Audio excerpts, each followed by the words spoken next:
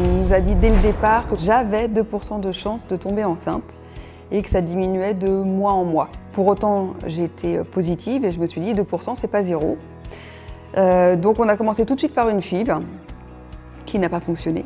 Et puis là, s'en est suivi d'autres inséminations artificielles parce que mon médecin me disait que c'était pas forcément la peine d'avoir tout de suite des gros protocoles.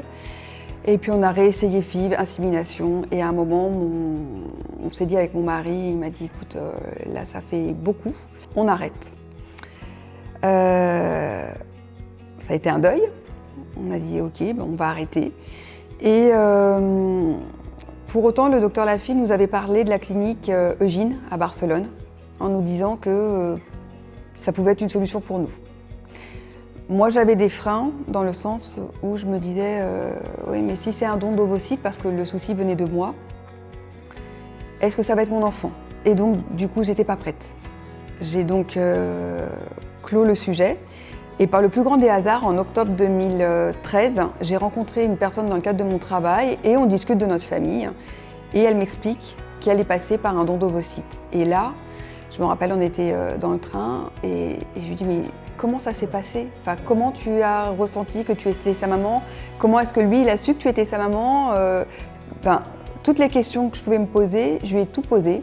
Elle a été totalement transparente, même le fait de me dire mais il va pas me ressembler. Et elle m'a dit mais moi les gens me disent que c'est mon portrait craché. Et là, elle a répondu à toutes ces questions, je la remercie d'ailleurs. Et du coup, je suis rentrée à la maison et j'ai dit à mon mari, eh ben en fait on va recommencer. On a repris rendez-vous avec le docteur Lafille. On a recommencé les programmes de stimulation, etc. Et j'ai contacté la clinique Eugine. Premier rendez-vous le 16 avril.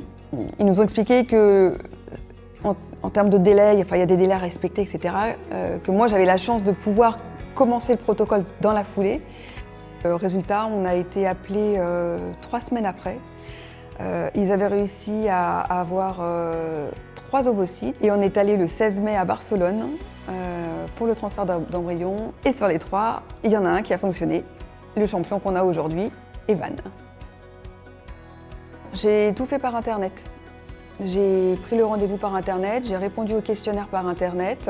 Eux m'ont rappelé très rapidement, je crois 24 ou 48 heures après, pour fixer le premier rendez-vous. Après le premier rendez-vous, ça a été directement à la clinique.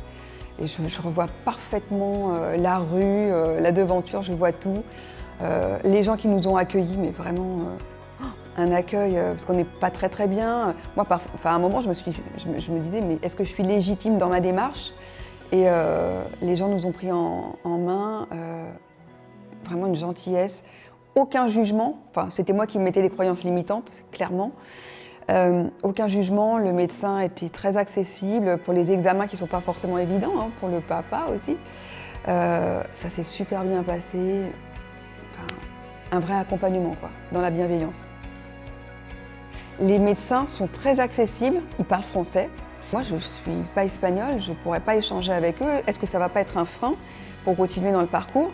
Et non, franchement, c'est ouvert à plein de nationalités et en fait tout est fait pour qu'on puisse y aller sereinement et tranquillement. Eugine nous a donné un livre qui s'appelle l'Amstram Graine pour expliquer à notre enfant comment il est né. Alors on se dit, bah oui, mais alors à quel âge on lui lit le bouquin? Je lui ai lu, il devait avoir 4 ans. Très régulièrement, il me dit, ah, tu vas donner ton sang. Mais je dis oui, je lui dis, n'oublie pas que toi, t'es né grâce à une femme qui a donné un ovocyte. Si elle n'avait pas donné, aujourd'hui tu ne serais pas là et nous, on ne serait pas des heureux parents d'un enfant de 9 ans. Peut-être que quand il apprendra plus tard comment on fait les enfants, eh ben lui pourra apporter ça en plus, ou il pourra dire bah moi je suis né grâce à un don d'ovocytes. Il y a des dons de spermatozoïdes, il y a des dons d'ovocytes. Lui c'est un don d'ovocytes et merci à la donneuse.